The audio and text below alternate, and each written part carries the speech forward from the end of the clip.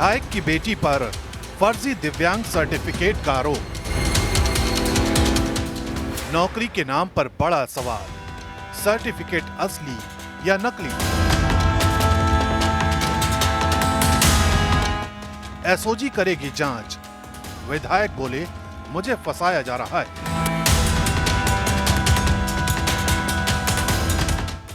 ब्यावर विधानसभा से चौथी बार विधायक बने शंकर सिंह रावत इन दिनों सबसे बड़े विवाद से घिर गए। उनकी बेटी कंचन चौहान पर आरोप है कि उन्होंने दिव्यांग होने का फर्जी दावा करके सरकारी नौकरी पाई। कहा जा रहा है कि कंचन ने जाली सर्टिफिकेट बनवाकर दिव्यांग कोटे से नायब तहसीलदार की नौकरी हासिल की। इस मामले में शिकायत राजस्थान लोक सेवा आयोग तक पहुंची। आयोग ने एसओजी को जांच सौंप दी। अब एसओजी पता लगाएगी कि कंचन चौहान सचमुच दिव्यांग हैं या फिर उनका प्रमाण पत्र फर्जी है। ये जो आपके दिव्यांग प्रमाण पत्र है, विकलांग प्रमाण पत्र है, उसको लेकर भी आप जांच कर रहे हैं, तो जांच में कांग्रेस बीजेपी नहीं होना चाहिए। कांग्रेस का लीडर हो चाहे बीजेपी का लीडर हो, यदि उनके बच्चों की कोई बात आ रही तो उनकी भी आप जांच करोगे तो सरकार को फायदा होगा, नहीं तो सरकार का नुकसान तो 2 साल हो गए सरकार को। अब गुड्डी गुड्डी तोड़ना चलेगी। अब तो क्या है कि ये दुकानदारी 2 साल से सिर्फ कांग्रेस ने ये कर दिया, अशोक गहलोत ने ये कर दिया, और पंडित नेहरू जी के टाइम पर ये हुआ था। आजकल लोग कह रहे हैं काका थारा टाइम पर कहीं हो वो तो बता। बोले हमारे टाइम पर हमने कुछ नहीं किया, सिर्फ गाली देने का काम किया। तो कुछ करके दिखाइए। यदि आपके लोगों पर उंगली उठ रही है, राजस्थान बीजेपी सरकार के किसी विधायक, बीजेपी सरकार के किसी मंत्री पर सवाल खड़े हुए हैं और सवाल खड़े हुए तो जवाब देना चाहिए। विवाद सिर्फ बेटी तक ही नहीं रुका। शिकायत में विधायक शंकर सिंह रावत पर सीधे तौर पर आरोप लगाया गया है कि उन्होंने अपनी बेटी के लिए जाली दिव्यांग सर्टिफिकेट बनवाया। यही नहीं, विधायक की पुत्रवधू सुनीता का नाम भी सामने आया है। आरोप है कि सुनीता ने तलाकशुदा कोटे से नौकरी पाई। शिकायत बीजेपी अध्यक्ष जेपी नड्डा तक पहुंची है। इन आरोपों ने मामले को और गंभीर बना दिया है।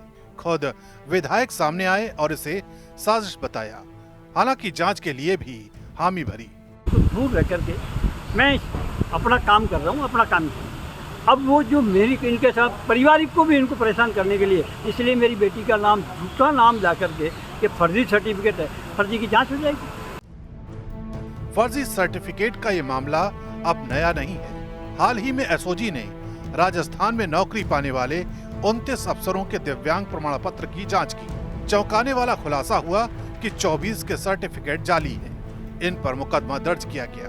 अब एसओजी बड़े पैमाने पर दिव्यांगता प्रमाण पत्रों की जांच कर रही है। इसी कड़ी में विधायक की बेटी का नाम भी जुड़ गया है। आरोप कितना सच है और कितना झूठ, इसका जवाब सिर्फ जांच ही दे सकती है। लेकिन सवाल ये जरूर उठ रहा है कि गड़बड़ी कितनी बड़ी है। जैसे अब तक हमारे पास 29 लोगों के रिजल्ट्स आ चुके हैं, जिनमें से 24 के बारे में बोर्ड ने कहा है कि पहले जो विकलांगता प्रमाण पत्र इस पे जारी किया गया था वो गलत है और ये विकलांग नहीं है, ये डिफरेंटली एबल्ड नहीं है। जो भी इन्होंने अपना प्रमाण पत्र पहले जारी कराया था वो गलत है, आधारहीन है।